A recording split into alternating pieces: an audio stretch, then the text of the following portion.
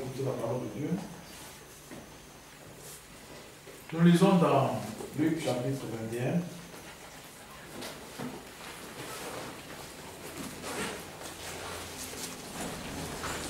Luc chapitre 21, c'est donc que nous lisons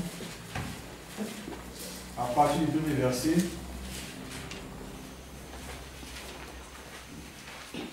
C'est une histoire que nous connaissons. Lorsqu'ils approchèrent de Jérusalem et qu'ils furent arrivés à Bethphagée, vers la montagne des Oliviers, Jésus envoya 2 disciples en leur disant: allez au village qui est devant vous, vous trouverez aussitôt une ânesse attachée et un anneau avec elle. C'est pas Luc. C'est Matthieu 21. Excusez-moi. C'est Matthieu chapitre 21. Non.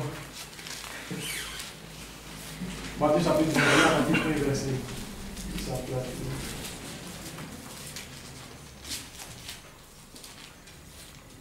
Alors je reprends la lecture. Lorsqu'ils approchèrent de Jérusalem et qu'ils furent arrivés à Bethphagée, vers la montagne des Oliviers, Jésus envoya 2 disciples en leur disant: allez au village qui est devant vous, vous trouverez aussitôt une ânesse attachée et un anneau avec elle. Détachez-les et amenez-les-moi. Si quelqu'un vous dit quelque chose, vous répondrez: le Seigneur en a besoin. Et à l'instant, il les laissera aller. Or, ceci arriva afin que s'accomplisse ce qui avait été annoncé par le prophète.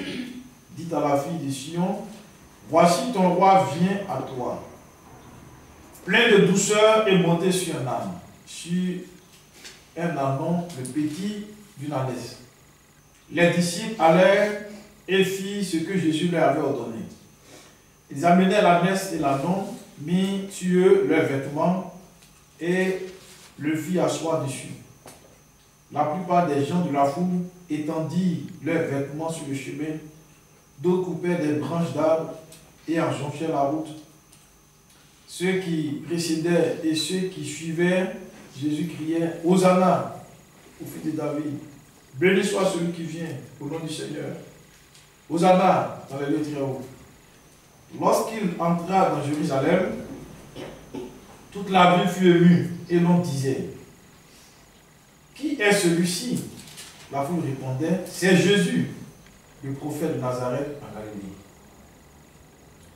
Jésus entra dans le temple de Dieu et il chassa tous ceux qui vendaient et qui achetaient dans le temple. Il renversa les tables des changeurs et les sièges des vendeurs de pigeons. Et il leur dit: il est écrit, ma maison sera appelée une maison de prière, mais vous, vous en faites une caverne de voleurs. Des aveugles et des boiteux s'approchèrent de lui dans le temple et il les guérit. Mais les 52 adorateurs et les scribes furent indignés à la vue des choses merveilleuses qu'il avait faites et des enfants qui criaient dans le temple: Hosanna au fils de David. Il leur dit: entends-tu ce qu'ils disent?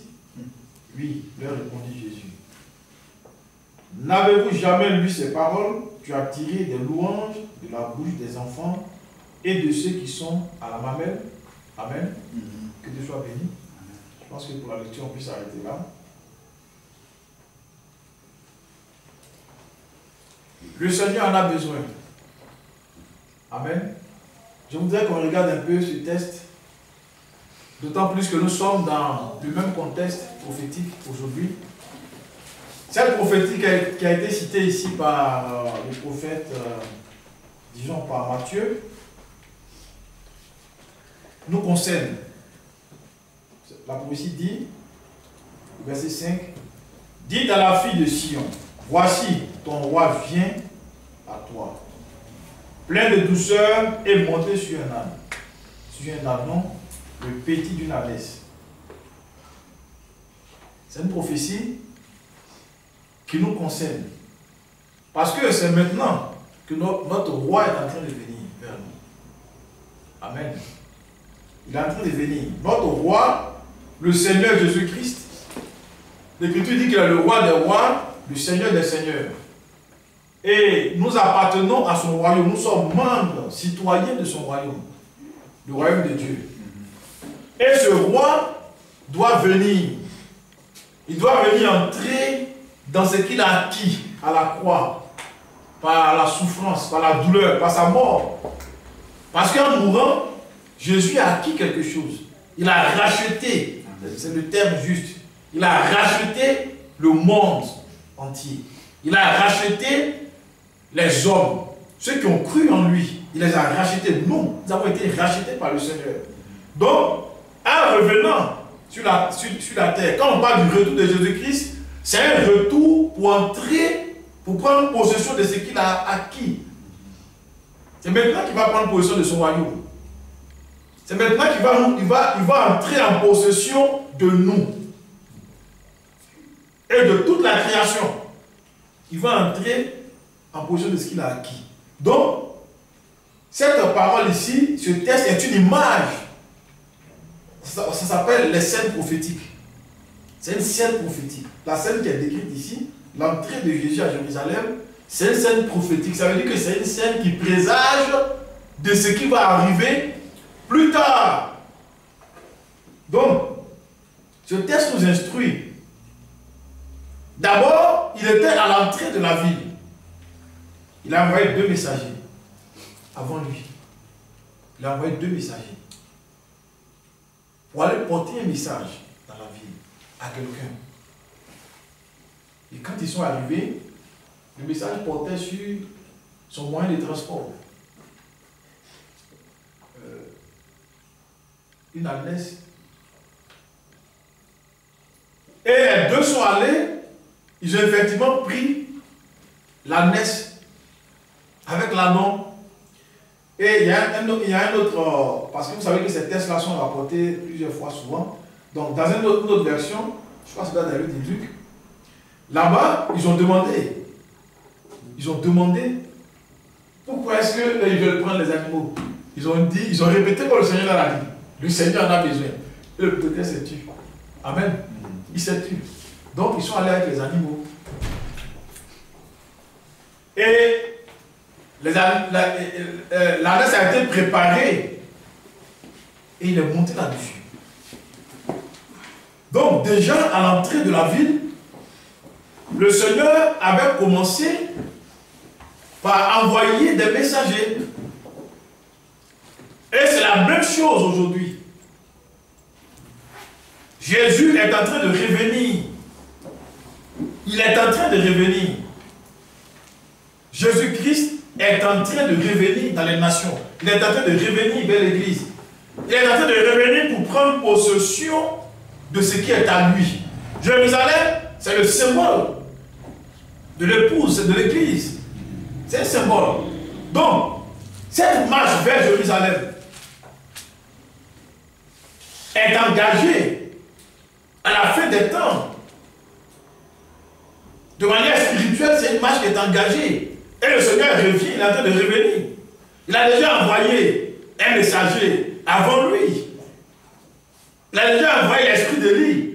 Il a déjà envoyé le message de la fin pour préparer sa monture. Comme ici, ces 2 disciples ont été envoyés avant lui pour chercher une monture. Pour préparer une monture, parce que pour entrer dans la ville, il faut qu'il monte sur quelque chose. Amen. Il n'avait pas prévu de marcher pour entrer dans la ville. La prophétie avait prévu qu'il y ait un animal sur lequel il monte pour entrer dans la ville. De manière majestueuse, glorieuse. C'est ce qui était prévu dans la prophétie. Et c'est ce qui est prévu aujourd'hui dans la prophétie. Le message est venu, mes frères et sœurs, pour chercher une monture au Seigneur Jésus-Christ. En vue de son entrée dans le monde, dans les nations. Il lui faut une monture. Et le message qu'on a reçu est venu pour ça. Pour apprêter une ânesse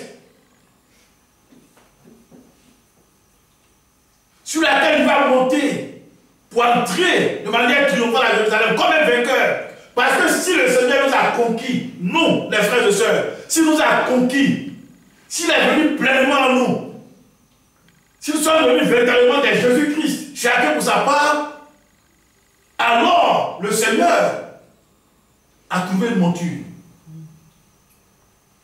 Il a trouvé une monture. La dernière fois que je suis étalé ici, sur le fait que nous sommes dans un temps où ce mystère, cette relation entre le Christ et nous, cette cohabitation doit être parfaite. C'est le point focal, c'est le centre de ma prédication ici en 2014. Et quand je serai parti d'ici, ce que vous devez retenir, c'est que le point essentiel pour lequel je suis venu prêcher, c'est ça. Que notre cohabitation avec le Seigneur Jésus-Christ soit sérieusement améliorée. Jésus a cohabité avec son Père dans un corps. Ça a été une parfaite cohabitation. Parce que lui, il a accepté de faire la volonté de Dieu. Il s'est soumis entièrement. Il s'est laissé briser par le Père. Et il a fait des efforts pour avoir une bonne relation avec ceux qu'il est venu sauver. Parce qu'il a dit que je ne suis pas venu pour perdre, mais je suis venu pour sauver. Quand on vient sauver, frères et sœurs, il y a une habitude à avoir. Il y a une manière de se tenir quand on veut sauver les hommes, quand on veut les aider. Christ ne pouvait pas prendre une autre attitude que la douceur, que l'humilité, que la simplicité, que l'amour pour les sauver. Pour les approcher, pour les sauver, pour les gagner à Dieu. Il ne pouvait pas avoir une autre attitude. Et l'Église doit se mettre dans cette peau-là. Parce que désormais la cohabitation se passe entre nous et le Seigneur. Ce qu'il a fait avec son Père, il le fait avec nous aujourd'hui. Il a dit celui qui m'a vu a vu le Père. C'est ce qu'il a dit. Et il a dit je m'en vais. Et il est avantagé pour vous que je m'en aille. Parce que quand je m'en serai allé, le consolateur viendra. Quand il va venir, il sera au milieu de vous. Il sera en vous. Mais il a dit, il est déjà au milieu de vous. Il parlait de sa personne. C'était Jésus-Christ le consolateur. Et la référence à Isaïe 9,5, c'est clair. Isaïe 9,5 l'a dit que l'enfant qui vient, il va s'appeler le Père éternel. Le Père éternel. Un enfant qu'on appelle le Père, que l'Écriture appelle le Père éternel. C'est Jésus-Christ. On ne peut pas faire une différence entre le Père et Jésus-Christ. C'est la même personne. Seulement qu'il s'est manifesté de plusieurs manières. Amen. Aujourd'hui, le Seigneur se manifeste encore. Il est en nous, frère. Et cette cohabitation, on doit la réussir. On est appelé à la réussir, cette cohabitation-là. Hein? Avec le Seigneur. Cette cohabitation, on doit réussir. Nous sommes des membres de Christ. Cette cohabitation doit réussir. On doit mettre tout en œuvre pour réussir cette cohabitation. Ça veut dire qu'on doit être obéissant. On doit se soumettre à la volonté de Dieu. On doit se soumettre au projet du Seigneur. Parce que Jésus a des projets dans la création. Il a des projets dans les nations. Il a des projets dans l'Église. Il a des projets dans nos familles. Il a des projets à tous les niveaux. Avec chacun, le Seigneur a des projets. On doit se soumettre à la volonté de Dieu. On doit accepter de marcher dans l'humilité, dans la simplicité, dans l'amour. Pour que le Seigneur réussisse son projet. Qu'il réussisse sa cohabitation avec nous. Et ici, ce texte présente des contributions. Puisque le Messie vient à Jérusalem, chacun a contribué à son entrée triomphante. Ou bien triomphale. Chacun a contribué. Il y en a un qui a fourni la messe. Les disciples ont mis des habits dessus, leurs habits, il est monté. Et quand il a commencé à marcher, à entrer dans la ville, il y en a qui ont jeté des vêtements par terre. Il y en a qui ont cassé des branches. Ils ont jeté le long de la route. Chacun a envoyé une contribution. Maintenant, il faut apprécier le niveau de contribution. Il faut apprécier le niveau de contribution. Celui qui a donné la messe, je pense que ça coûte plus cher. Ça coûte plus cher. Qu'une branche qu'on casse sur la route pour jeter là. Et celui qui donne l'habit ça coûte plus cher. Ça coûte plus cher l'habit. Ça coûte plus cher qu'une branche qu'on casse, qu'on jette sur la route. Et puis il y a eu des clameurs de louanges, Hosanna, au fils de David. Chacun a contribué à sa manière à l'entrée de Jésus-Christ à Jérusalem. Nous, on doit contribuer. On doit contribuer au retour de Jésus-Christ. On doit contribuer à son entrée, à son retour à Jérusalem, dans l'église. On doit contribuer. Mais nous avons été faits, appelés pour être des montures. Amen. Nous ne jeterons pas des branches sur la route. Nous, on ne jetera pas des branches. Si tu as cru au message dans la fin, tu ne jeteras pas des branches. Dieu n'a pas besoin de ça. Tu ne jeteras même pas tes habits. Il veut être une monture. Amen. Il veut plutôt que tu sois une monture. C'est une grâce. On pourrait dire qu'il y a beaucoup d'ânesses à Jérusalem. N'est-ce pas? Il y avait beaucoup d'ânesses à Jérusalem. Mais bienheureux cet homme à qui appartenait cette ânesse, sur lequel le Seigneur est monté. Bienheureux soit-il. C'était une grâce. Donc, aujourd'hui, frère, on doit contribuer. On doit contribuer au retour de Jésus-Christ, on doit contribuer à sa marche triomphale à Jérusalem, on doit contribuer. Et le message est venu pour donner une monture au Christ. Parce que sans monture, il n'entrera pas à Jérusalem. Il n'entrera pas sans monture.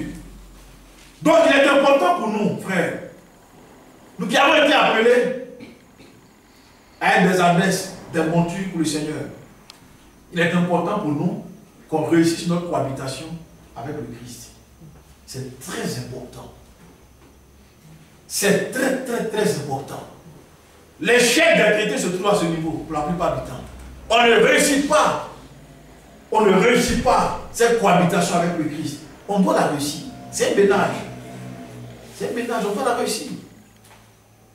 On est appelé vraiment à réussir cette cohabitation avec le Seigneur. Il est en nous, il vit en nous, nous sommes sa demeure, nous sommes son domicile, il vit en nous. On doit réussir cette cohabitation. Et on doit finir de tuer vraiment la chair et ses actions en nous pour que cette cohabitation réussisse. C'est ça que j'ai parlé la dernière fois. On doit accepter vraiment de mourir. Parce qu'on ne peut pas entrer dans la pleine volonté de Dieu sans mourir. Nul ne peut voir Dieu et vivre. Si on a reçu cette parole, c'est pour aller jusqu'à la mort de la chair, à la mort du vieil homme, afin que le Christ qui est en nous soit révélé, soit manifesté. Que cette cohabitation réussisse, afin que nous soyons vraiment des montures appropriées pour le Seigneur, qu'il entre à Jérusalem, qu'il entre vraiment dans la gloire, qu'il aille jusque dans le temple pour mettre de l'ordre dans le reste de l'église et dans le reste de la création. Quand vous voyez, il est entré à Jérusalem. Quand il est entré, il allait tout droit dans le temple, dans le lieu d'adoration. Et là-bas, il a commencé à mettre de l'ordre. À mettre de l'ordre. À chasser les vendeurs du temple. À chasser les hommes d'affaires. Il les a vidés. Il a dit, ma maison sera appelée une maison de prière. Vous avez fait une carrière de voleur. Oui. Christ vient pour mettre de l'ordre dans l'église. Mais il a dit que ça commence par ma maison. Il va mettre de l'ordre dans l'église. Il va mettre de l'ordre dans le monde, dans la création. Il va entrer dans tout ce qu'il a acquis. Parce que le Seigneur a souffert. Il a acquis le royaume à la croix. Il va entrer dans sa gloire. Il va entrer à Jérusalem. Il va entrer dans son palais. Amen. Il va reprendre le contrôle de toutes choses. Mais chacun doit contribuer. Parce que désormais, c'est nous qui sommes les membres de Christ. Nous sommes ses membres. Donc on doit contribuer chacun pour sa part. Mais pour nous, je le répète, on n'ira pas couper des branches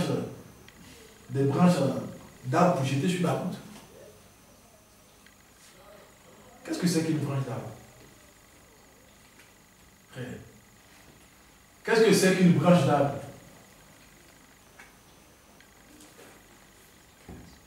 Jugez-en vous-même. Jugez-en vous-même. Qu'est-ce que c'est qu'une branche d'arbre? Ceux qui ont coupé les branches d'arbre, ils avaient leurs amis. Ils auraient pu les enlever comme les autres. N'est-ce pas? C'est leur contribution. C'est leur contribution. Et ils l'ont fait certainement dans la mesure de leur foi. Parce qu'ils ne pourront pas avoir des œuvres qui dépassent notre foi. Les œuvres que nous avons dans notre vie de tous les jours, c'est proportionnellement à la foi que nous avons. C'est aussi un rapport avec notre engagement pour le Seigneur. Mais pour la messe, il a dit aux gens qu'il a envoyés, au messager, il leur a dit, quand vous allez partir les chercher, si on vous pose des questions, dites, répondez que le Seigneur en a besoin. Amen. C'est un besoin, frère. Vous savez tout ce que ça veut dire, un besoin. Un besoin, c'est un besoin. C'est nécessaire. Est-ce qu'un besoin n'est pas nécessaire? Le besoin, je pense que c'est nécessaire. Le besoin est nécessaire. Il a dit, le Seigneur en a besoin. Répondez que le Seigneur en a besoin. Quand ils ont répondu ainsi, le propriétaire de l'animal n'a plus rien dit. Puisque le Seigneur en a besoin, je n'ai plus rien à dire. Il a laissé faire. Amen. Le Seigneur a besoin de nous. Pour entrer à Jérusalem, il a besoin de nous. Et le message est venu pour nous recruter. Il a fallu qu'il envoie ces deux messagers pour aller vers le propriétaire de l'ânesse, pour lui faire comprendre que le Seigneur a besoin de ces bêtes. Et puis il les a libérés. Mais il faut un messager. Il faut quelqu'un qui vienne te convaincre. Il faut quelqu'un qui vienne t'expliquer que le Seigneur a besoin de toi à cette heure. Et il faut des messagers qui parlent à l'église pour ouvrir son intelligence. Et on a reçu un message qui nous a parlé clairement dans notre génération pour nous dire que Jésus-Christ revient bientôt et que chacun doit se préparer à le recevoir. On doit se préparer comme des ânesses pour être des montures du Christ afin qu'il entre de manière triomphale dans les nations, que les nations voient sa gloire, que les nations voient sa puissance, que les nations voient que le même Jésus-Christ qui a été crucifié, qui est mort, qui est revenu à la vie, est revenu dans des hommes, dans des noirs, dans des blancs, dans les Américains, dans les Européens, dans les Africains. Il est revenu dans des hommes pour manifester sa gloire, pour apporter la consolation, pour apporter la paix, pour apporter la vie, pour guérir les malades, pour chasser les démons, pour amener les morts à la vie, pour appeler au grand rassemblement à vue de l'enlèvement pour certains et de la grande tribulation pour d'autres qui dans tous les cas conduit au règne millénaire. Jésus a besoin d'hommes et de femmes consacrés pour être sa monture dans notre génération. Parce qu'il revient bientôt. Il revient dans sa gloire. Il revient pour prendre position de ce qui est à lui, ce qu'il a acquis par la croix, par la souffrance. Il revient pour ça. Quelle est notre participation? Mes frères et sœurs. Sinon, le message, lui, il a été prêché. Il a été libéré. Maintenant, chacun en fait ce qu'il veut.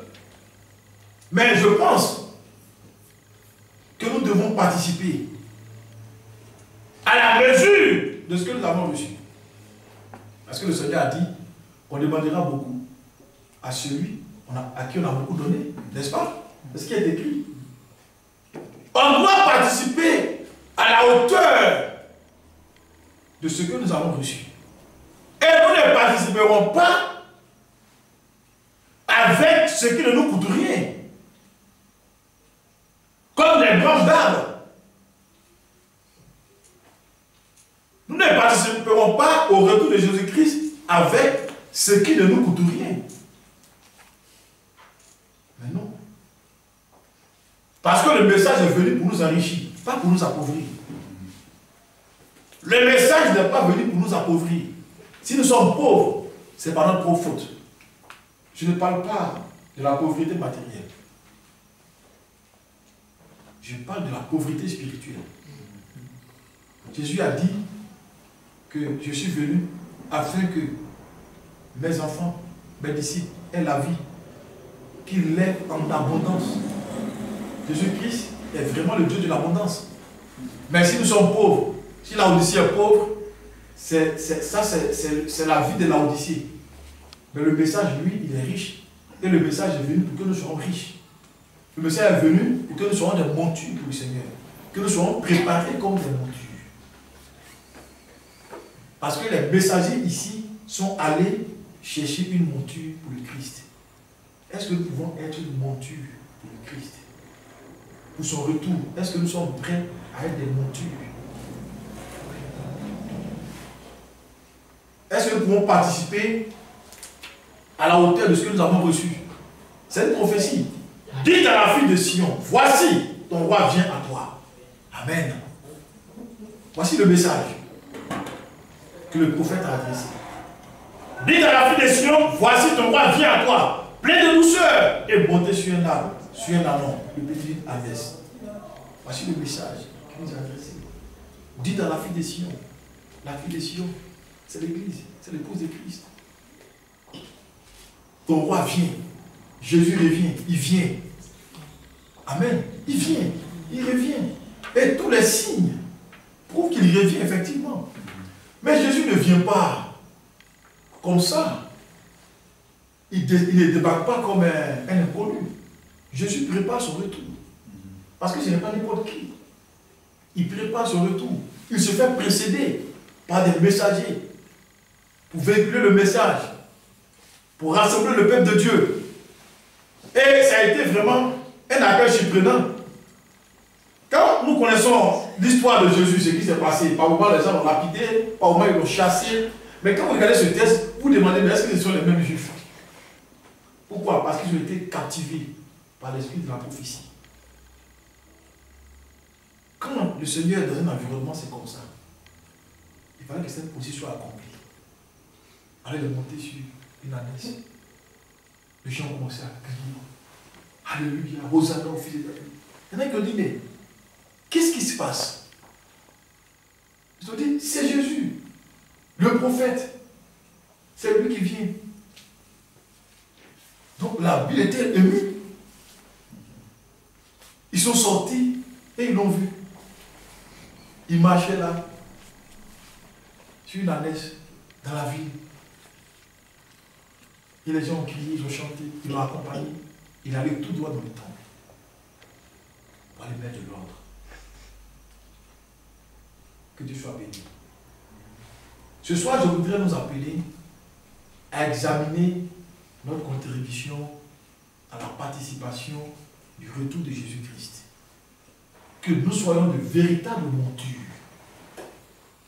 des ânesses, de véritables montures pour le Christ, chacun pour sa part. Que nous réussissions notre cohabitation avec le Seigneur Jésus-Christ. Parce qu'il vit en nous. Et effectivement, le Seigneur vit en nous. Il est là, dans le cœur de chacun d'entre nous. Il vit en nous. Si on ne le ressent pas, c'est parce qu'on ne lui accorde pas de la place. Jésus est comme ça. Si on lui accorde de la place, il se manifeste. Si on ne lui accorde pas de la place, il est là. Donc, réussissons notre cohabitation avec le Seigneur. Comme lui a réussi sa cohabitation avec son Père. Il est venu. Son Père était en lui. Ils ont vécu en parfaite harmonie. Parce que lui, il a accepté de se soumettre. Il a accepté d'accomplir la volonté de son Père. Il a accepté de faire ce que son Père voulait qu'il fasse. Il a accepté cela. Même jusqu'à la mort, la Bible dit qu'il a été soumis. Jusqu'à la mort, il a été soumis. Il a souffert, il a accepté la souffrance. Il a été rejeté, il a accepté les rejets. On l'a frappé, il a accepté. On l'a injurié, il a accepté. On l'a chassé, de plusieurs endroits. Il a accepté. Jésus a connu des privations.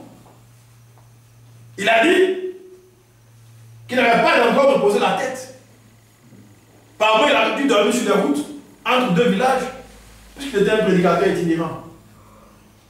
Il a tout accepté. Parce qu'il savait pourquoi il était venu sur la terre, c'était pour sauver. C'était pas pour perdre les gens. Aujourd'hui, nous sommes appelés aussi à sauver. On doit sauver les gens. Christ doit sauver encore des hommes au travers de nous. C'est pour ça que notre vie doit être une vie d'obéissance au Seigneur, une vie de soumission au Seigneur, une vie remplie d'amour pour notre environnement immédiat et lointain, une vie remplie de paix, une vie remplie de simplicité, d'humilité, afin que ceux qui sont autour de nous s'approchent de nous. Amen. Parce que si on n'est pas humble et simple, les gens ne peuvent pas s'approcher de nous. Il y aura toujours des barrières. Mais c'est l'amour et la simplicité qui attirent les autres vers nous. Et c'est comme ça qu'on peut les aider, qu'on peut les sauver, qu'on peut les gagner au Seigneur.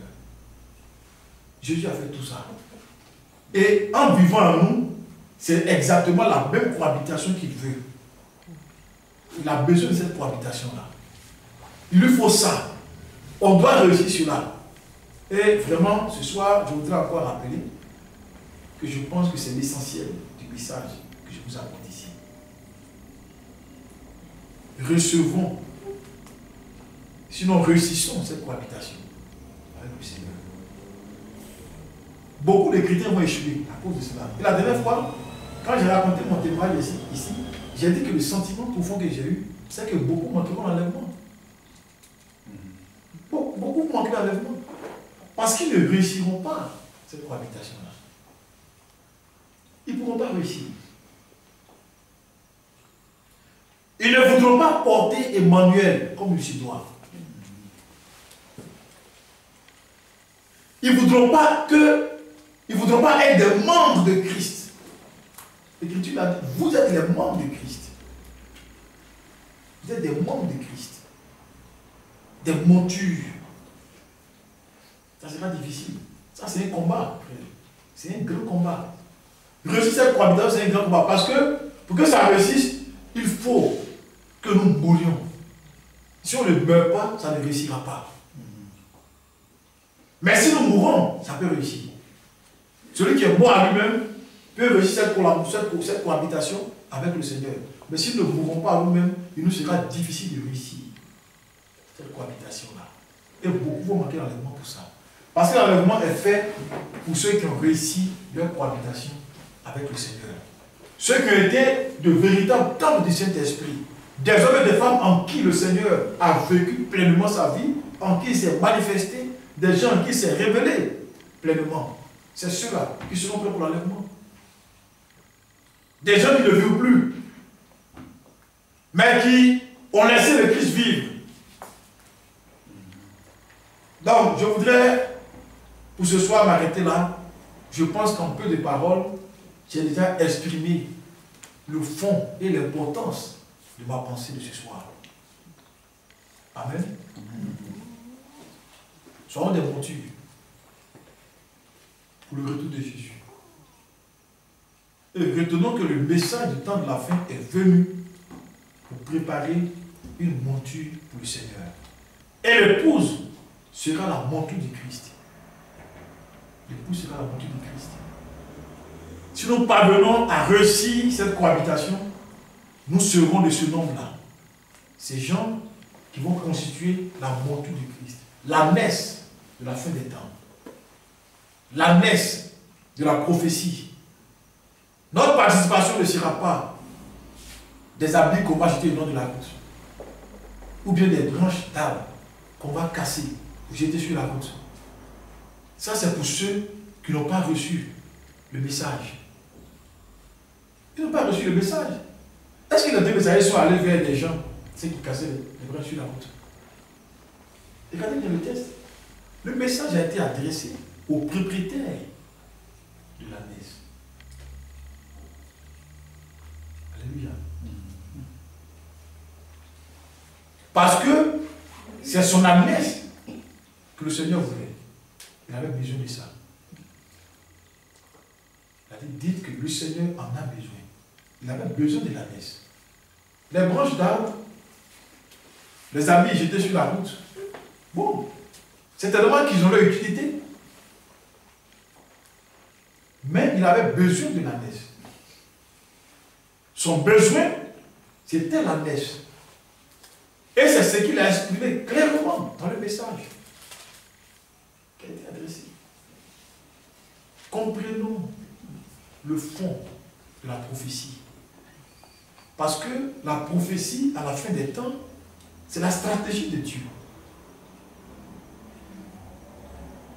Dans Apocalypse chapitre 4, les prophéties ont décrit la stratégie de Dieu pendant tous les âges de l'Église. On a vu le lion, on a vu le veau, on a vu la face d'homme, et pour notre génération, on a vu l'aigle, l'esprit d'aigle, l'esprit de la prophétie. Et qui parle de prophétie, pas de révélation.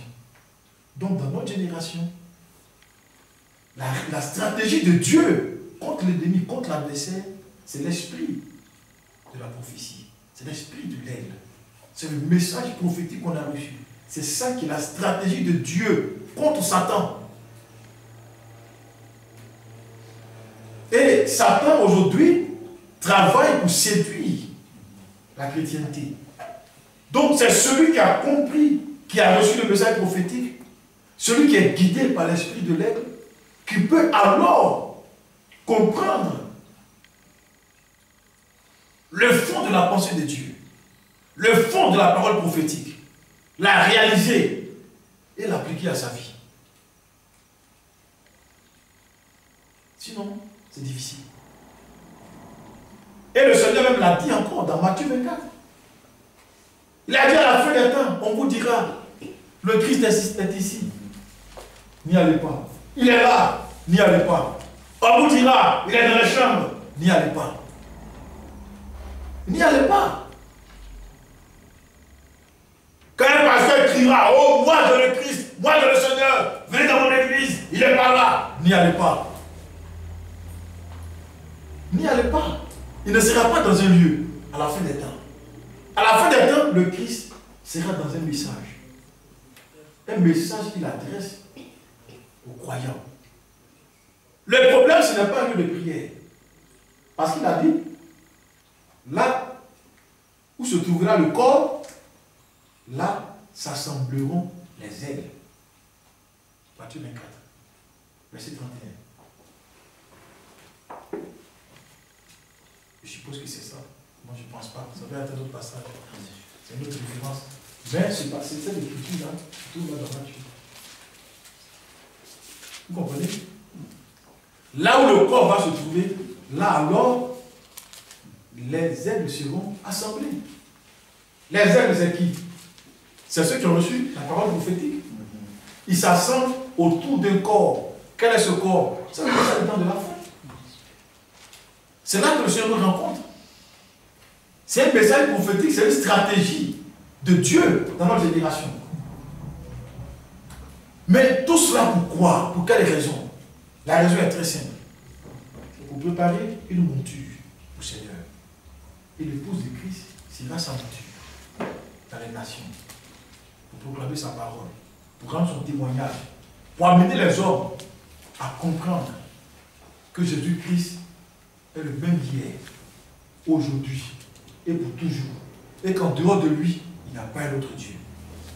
Il est le seul Dieu, il est le salut des nations, il est le salut des peuples, il est à l'origine de la création de Dieu et il a tout acquis par son sang. C'est lui seul, le Dieu véritable et tout-puissant. Amen. Soyons la monture du Christ et travaillons à préparer son retour. Travaillons à accomplir la volonté de Dieu. Travaillons à donner une bonne participation pour le retour glorieux de Jésus-Christ, à la mesure de ce que nous avons reçu. Parce qu'il nous sera beaucoup demandé. Si nous nous amusons, nous aurons à rendre compte. Parce qu'il nous sera beaucoup demandé, puisqu'on a beaucoup reçu. Ne soyons pas seulement réjouis d'avoir beaucoup reçu. Mais inquiétons-nous aussi de ce que Dieu va me demander beaucoup de comptes. Et moi, souvent, c'est de ça que j'ai peur. Pour ce qui est d'avoir reçu, moi, je suis sûr que j'ai beaucoup reçu. Mais je ne me rends pas à la hauteur de ce que j'ai reçu. Et je l'ai dit ici la dernière fois. J'ai honte de ma propre vie. J'ai honte de mon ministère. C'est un problème sérieux. Et ça concerne chacun d'entre nous. Que Dieu nous aide. Que Dieu nous aide à lui rendre ce que nous devons à la hauteur de ce que nous avons reçu. Parce que nous avons beaucoup reçu. Ce n'est pas pour être pauvre spirituellement, mais c'est pour être riche. Et si on n'arrive pas à voir cette richesse, c'est parce qu'on n'a pas encore accordé au Christ la place qu'il faut. Réussissons avec lui notre cohabitation. Que Dieu vous bénisse. Que sa grâce et sa paix soient sur nous. Amen. Je prie Dieu, peut-être certainement qu'on se verra le samedi. Dernière rencontre ici le samedi. Certainement qu'on se verra le samedi. Parce que le dimanche, je ne serai pas là. D'accord. Donc je ferai un effort pour être là le samedi. Puisque la semaine prochaine, je m'en vais. Alors, on verra comment Dieu va nous conduire. Que Dieu nous bénisse. Amen. Je suis dans la joie quand on me dit allons à la maison de l'Éternel. Je suis dans la joie quand on me dit allons à la maison de l'Éternel. Une heure dans ses parvis vaut mieux que mille ailleurs. Une heure dans ses parvis vaut mieux que mille ailleurs. Alléluia, je suis dans la joie quand on me dit allons à la maison de l'Éternel. Je suis dans la joie quand on me dit allons à la maison de l'Éternel. Si Dieu est avec nous, qui sera contre nous? Si Dieu est avec nous, qui sera contre nous? Alléluia, je suis dans la joie quand on me dit allons à la maison de l'Éternel. Alléluia. Prions le Seigneur, remettons-moi de